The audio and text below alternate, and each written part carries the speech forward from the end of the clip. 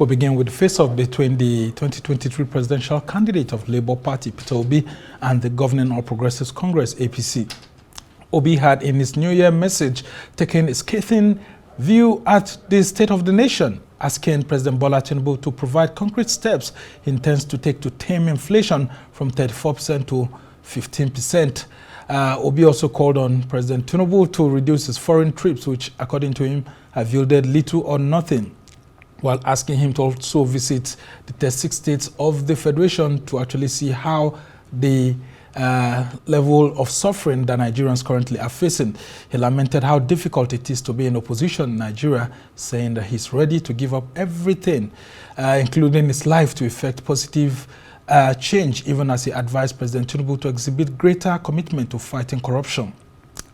Obi, the Labour Party's leader, actually sparked controversy with the ruling All Progressives Congress, APC, accusing Obi of painting a wrong picture about President Tinubu's achievements in the last 18 months and gradually assuming the status of being the #1 prophet of doom, quote, in the country. Well, to help us take a look at Obi's statement, we have joining us in the studio, our Lagos studio, the spokesman of the All Progressives Congress, Felix Morka, and thank you so much for joining us right here in the New Year, Felix. So, Happy New Year to you. Let's start from there. Sambo. Thank you so much. Happy New Year. Yeah. Happy New Year to you. All right. So, well, the presidency itself hasn't reacted to Obi's statement, but the governing party, which you are the spokesperson of, has hit back at Obi. Well, you're calling the Labour Party leader as a prophet of doom. What exactly did he say that is not right in his statement? A whole lot of what Mr. Obi discussed in his press conference was just wrong. Was wrong, totally misled, and almost intentionally misleading, trying to get Nigerians to believe what is not. Now, I am sure that even those who are listening to Mr. Obi, the Nigerians who listen to him, would disagree substantially with his assessment of the state of address of the country. Now, whatever sector you may wish to look at, the country is rebounding in significant measure. There's no question about that. Yes, things were rough, at the beginning, but the roughness didn't start with this administration. As a matter of fact, the reform that Mr. B was, speaking to, were, initiated to correct and radically reposition Nigeria for prosperity. Because, when this government came in, things were just not right. But the president took very hard look at the state of affairs and decided to, enunciate very bold policies to radically transform our economic life. Now, 18 months later, we are seeing the results of that. So right now, I think the conversation shouldn't be about whether or not those decisions were right or wrong. We should be looking at what is now the obvious, emerging impact, outcomes of these policies. And they are pointing in the positive direction. So when Mr. B says that everything is worse today than it was yesterday, I disagree, and I think many Nigerians will disagree with Mr. B, because that's not an accurate assessment. Well, he actually says that most of the borrowings by the Tinubu-led administration are not tied to specific projects and investments, and that we seem to be very high on borrowing, but very low in terms of specifics when it comes to projects. And he says that the president seems to be traveling more abroad, and that he should stay more at home, spend much part of 2025 to not only stay at home, but to travel around the 36 states by road. And then, of course, use public-owned medical centers. I mean, shouldn't be some of the standards that the APC should be setting if indeed things are getting better, based on what you said? Samuel, the president was elected to govern. And governing includes actually interacting with, other countries of the world. Especially this president, who has made it a core objective to mobilize investments into Nigeria. You don't simply do that by sitting in Aso Rock and hoping that the world will come to you. This is, we live in an age where competition for resources, for global resources, is very fierce. Every country of the world, Ghana, Cote d'Ivoire, South Africa, are looking for the same investment that Nigeria is looking for.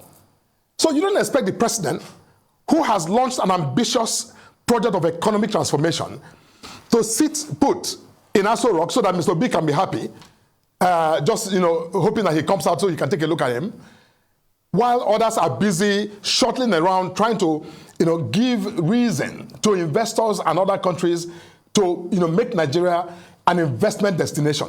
Now, this president, more than any president in the history of our country, has labored and has actually garnered commitments, some of which are beginning now to trickle in, for massive investment that will help transform all of the sectors of our national life. So Mr. B can sit and simply just localize his thinking, and because he's not the president, he can prescribe like a backseat driver how best to drive a vehicle, but he's not the president. And this president has the mandate to govern. And Mr. B is not going to dictate to him how he governs.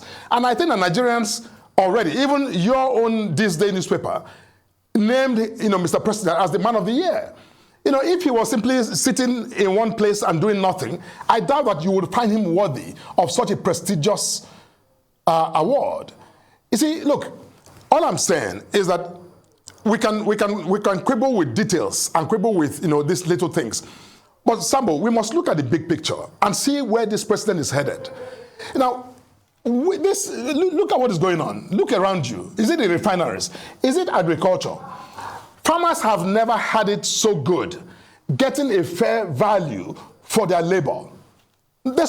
In my district of Delta, farmers, those who know me, they come to me to say, look, you must thank Mr. President for us because, look, my yam farm is producing for me yield and income that far exceeds what I have gotten in years combined before now. So while the people who listen to Mr. B are screaming, the real Nigerians who are in the productive sectors, who are actually producing and selling their products or services, are blissing out right now. So I think that we must take that in context and not fall into this extreme pessimism that Mr. B is become a champion of. And you've actually hit back with a volley of attacks. I mean, calling Obi a prophet of doom. Some of you have said that he's always embarking in voodoo economics that are not in line with current realities. I mean, don't you think? I mean, that's a slingshot that's gone beyond normal politicking.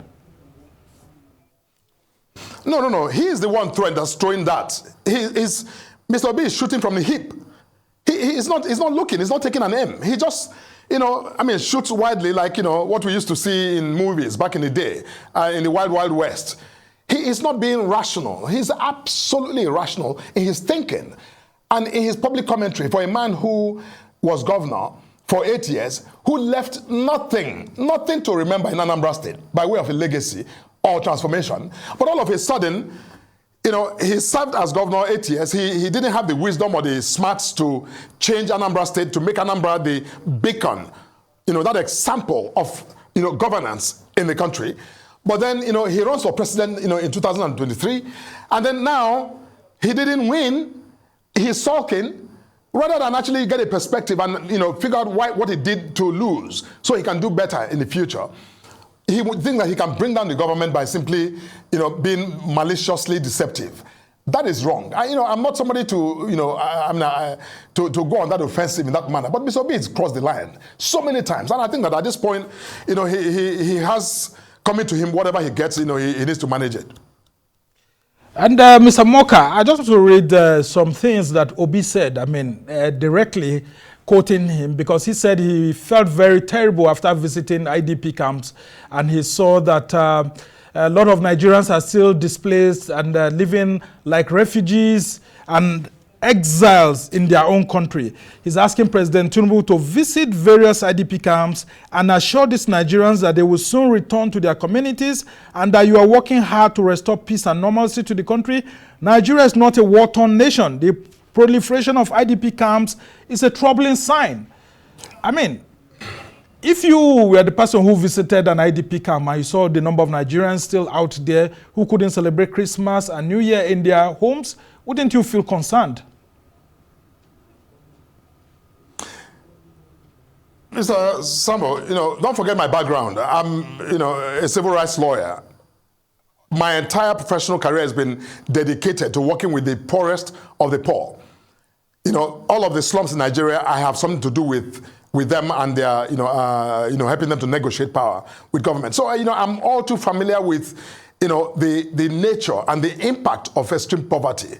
That's been the core of my career, helping to, do things right and get better deal for people who are in that category, unfortunately.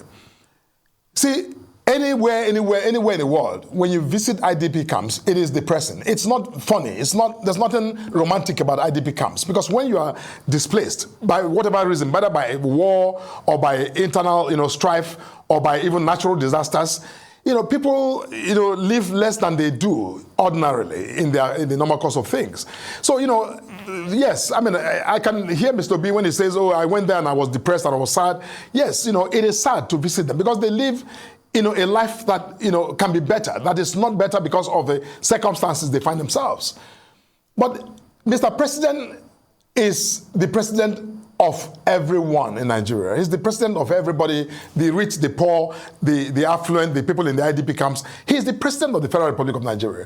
And Mr. President is somebody who is, known. I don't need to make that point. He is universally acclaimed to be a man who is deeply compassionate, whose level of empathy is beyond Mr. B even. I can assure you. But we haven't seen him. We haven't seen, Mr. Morka, we haven't seen President Tinubu visiting an IDP camp or trying to see how the government can work more using governmental institutions. Apart from when Better Edu was still there, with the new minister that we have right now, we haven't seen that deliberate effort to actually reach out to these Nigerians who are not in these IDP camps because of their own wish, but because of the failure of governmental authorities to do the needful, including the military, so that these people can quickly get back to their homes.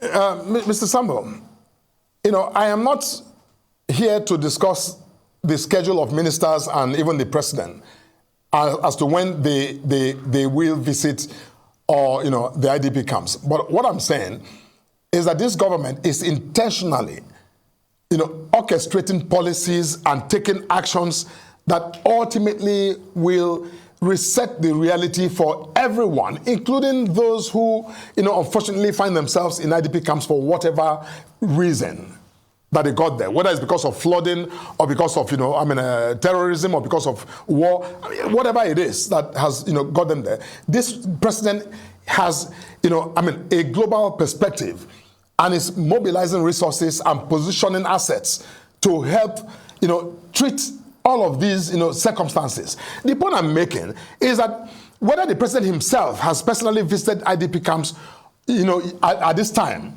does that mean he won't do that? It doesn't mean that.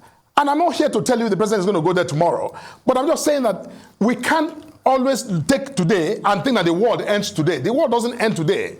It may end today from the analysis that Mr. B is willing to make, but it doesn't end today because the president has the liberty to go anywhere and do things as he thinks. And he has ministers who work for him. He has other, levels of authority who are delivering government's, policies and programs to ensure that people everywhere, wherever they are, get, feel the impact of government. What I'm saying is that Mr. B's analysis is, presented to make it sound as though this president has done something colossal, in neglect of people who are in the IDP. And I'm saying that that's ridiculous. Because, he's been in office for just 18 months. And he's in office for, was elected to serve for 4 years. So Mr. B should take a cheap pill and allow this president to do what he himself couldn't do in Anambra State. Look at our refineries. I mean, where is it insecurity? Every sector you look, you see massive pointers of progress. And, I know that the media, again, it's understandable that sometimes we focus too much on the negatives. But I think that we need to, at this time, begin to move away from this focus on, just reporting the tragedies in our country. And look at the positive side. This is a new year for crying out loud. Let us begin to take stock of the good things that are happening while still keeping, a focus on what is wrong and what needs to be done. Well, the president is never, he's not saying to anybody, stop telling me about what needs to be done. Yes, we need to do that, but we need to also take stock so that we can begin to see what we're doing right and then replicate that. And then what we're not doing right to begin to, see how we can fix it.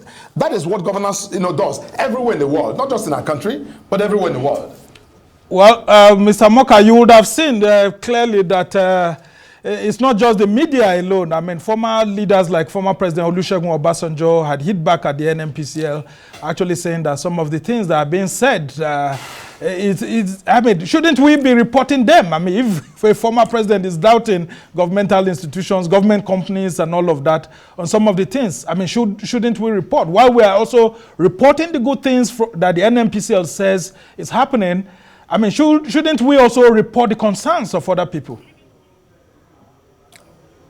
No, certainly, Sambo. Look, I'm a human rights champion. Listen, he who makes any decision, citizens who decide whether government is working or not working, must hear all the sides. This is not, my case is not that, the Obis and the Obasanjos who choose to focus more on the pessimistic side to advance, this, extreme pessimism.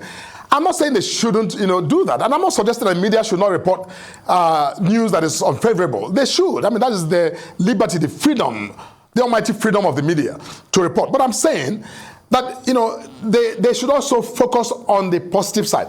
Now, for President Obasanjo, there's no Nigerian who is alive today, even dead or alive, who has had the kind of opportunity that President Obasanjo has had to impact this country. He was military head of state. He was civilian president for, straight 8 years. A lot of the things that Obasanjo tends to indulge in discussing are things that he had the opportunity to fix. He didn't fix them. He couldn't fix them. So when this, statesman comes along and casually simply indicts people and blame everybody for what's not working.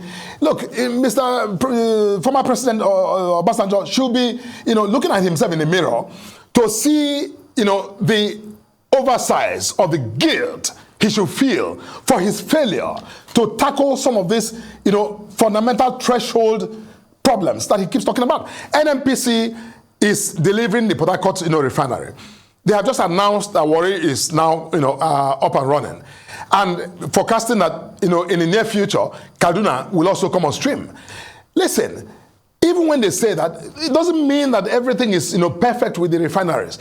But it shows very bold, committed effort to revamp our refineries and make them more productive. Now, I was just reading a report today that Bua refinery is also, nearing completion. Now, can you imagine what happens when all of these refineries, we have Dangote already running, where Port Harcourt and, Warri and Kaduna and Bua and other, smaller refineries are running in this country. We will be a massive exporter of, petroleum products. Now, already, our imports, but not just for petroleum, but for other items, has reduced. Our balance of payments for 3 consecutive quarters has, skyrocketed. The stock market is creating incredible wealth for those who are investing. Now, look, somebody will tell me, but we're not feeling it yet on our dining table. We will. You see, step by step, little steps wins the race. We will get there.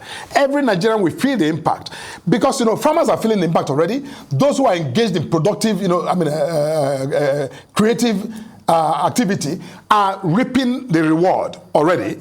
But with time, the workers who clearly appear to be the disadvantaged right now will ultimately do better because, that's economics. When, wealth is created, and more people are employed into the system, wages are paid, better wages are paid. Over time, this labor surplus we have that appears, that's making a lot of people feel like they're not feeling the impact, we begin to, slide down. That is economics. This president understands economics.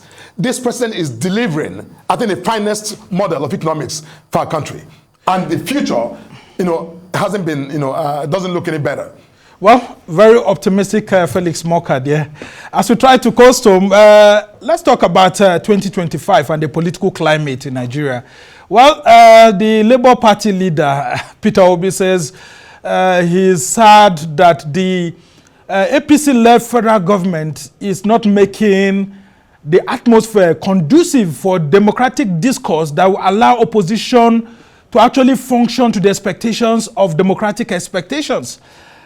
I want to quote what he said. He said, "It is difficult to be in opposition in the country. Extremely difficult because everything is against you. People don't even want to see you. They don't even want to talk to you.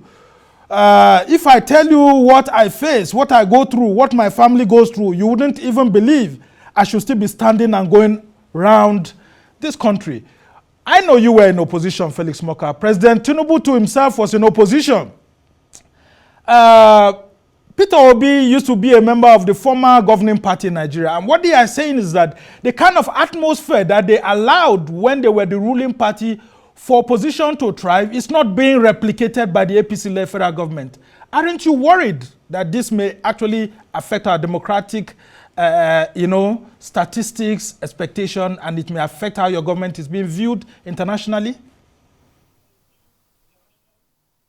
No, I'm not worried, Sambo. I have no reason to worry. I mean, Mr. Obi is starting to sound like Tegwala. I don't know if you're familiar with this, funny cartoon character that, who is stopping Mr. Obi from, Mr. Obi has exercised the fullest of his constitutional freedom to speak, anything he literally wants to speak. Mr. Obi calls press conferences. He believes, he is this, person that has the authority to address Nigerians whenever, and he does so. And nobody has ever, stopped him from doing so. Look, but when he speaks, he should expect, a reaction. If he says things that are inaccurate or misleading, you don't expect the ruling party, because there's this effort to emotionally blackmail the, APC to say you are the ruling party, whatever they say, just, turn the other way. We're not turning the other way. We're a political party. We're in this to win elections and govern and do the best we can for Nigerians. Mr. Obi is not going to blackmail us into, into some kind of, withdrawal. We're not withdrawing from anything. If Mr. Obi, says things that are wrong, I am the national spokesman of the ruling party. I have a duty to, if I listen or if I feel like what he said deserves a reaction, I will react. And when I react, he shouldn't then label that as, an effort to chill his freedom to speak or to be opposition. Now, look, Mr. Obi and, quite frankly, a lot of the people in the opposition, they are beginning to sound like, bad workmen who blame the tools. I mean, look at the PDP. The PDP is simply imploding. And, every time that happens, they blame the APC. We are not responsible. I've never been at a meeting in my party where PDP and how to implode the PDP was discussed. I've never been there. Well, and I attended quite a significant number of meetings, in my party. So that's they not the say point. you are actually driving a one-party state. They need to get their own things, Yeah, sorry to interject there. They say you are actually driving a one-party state in Nigeria so that there will be no opposition to President Tinubu's re-election bid in 2027. Sambo, you are a veteran. You are a man with great knowledge. You know that's not true. I mean, you must ask this question because you're doing your job. But that's not true. How are we constraining the PDP or the Labour Party from blossoming? We're not. They talked about merger. Just recently, I'm hearing Kwankwaso saying, oh, we're not in any measure with anybody. Mr. B himself has said he has not signed any major deal with anybody. Look, what has that got to do with APC? You see, these guys, we are busy governing. We are busy trying to figure out how we make our party better. Our national chairman, Dr. Abdullahi Umar Ganduje, has led the party to creating, for example, a democratic institute, an institute that will help the party to, profile and sharpen its understanding of democracy and how best to deliver democracy. While we are busy building institutions, making our party stronger, winning elections, because, look at what happened in Edo State. Everybody in the party, even those who contested, who lost primaries, came together to support the flag bearer. We are closing ranks. We have our own challenges, but we're dealing with them quietly. But Mr. Obi should deal with the mess in his Labour Party quietly. Atiku Abubakar and the rest of them in the PDP should deal with their own mess, quietly, resolve their internal contradictions. And then hopefully emerge from this level of decay and almost utter irrelevance that they become. And by the way, I must make this last point, Sambo. Look, Mr. Obi and Atiku Abubakar and everyone else with them are concerned that given this president's robust economic plan and transformation of our country, they are concerned that if this program is allowed to go the full term, they know that Nigerians in 2027 will massively elect this president to govern again. Because, and by the way, from even their failure to organize themselves internally, how does any Nigerian even begin to believe that people who cannot manage their own internal affairs can govern Nigeria better than this visionary president that we have, President Bola Ahmed Tinubu? All right, just before, not possible. So that's the concern. All right, just before I let you go, in 30 seconds to 60 seconds, I want you to talk to Nigerians. Should they be optimistic about 2025 under the APC-led federal government led by President Tinubu? What should drive that optimism, if indeed you are optimistic yourself? When the president had the media chat, he said something that some people completely misunderstood. He said, look, I have no regrets for these bold policies I've initiated. People heard that to mean, some level of cockiness or arrogance on the part of the president. But it's not. That was a statement of conviction of a man who is president today, who is simply saying to Nigerians, I know, I believe, I have faith that these efforts will create for us a new Nigeria. We transform the fundamental basis of our country.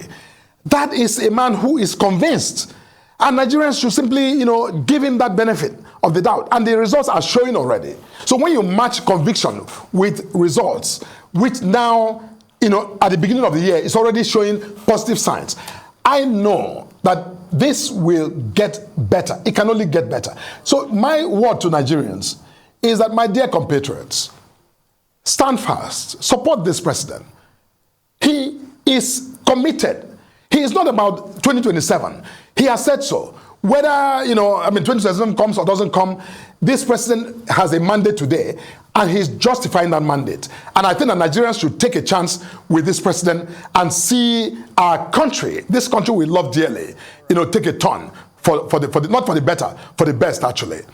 Felix Morka is the National Publicity Secretary of Nigeria's governing party, the All Progressives Congress, and we must thank you so much for your immense wealth of knowledge and for trying to clarify some of these things. And we just hope that the opposition have actually listened to you and they'll continue to engage in a democratic discourse that will be for the betterment of the country. Thank you so much for joining us.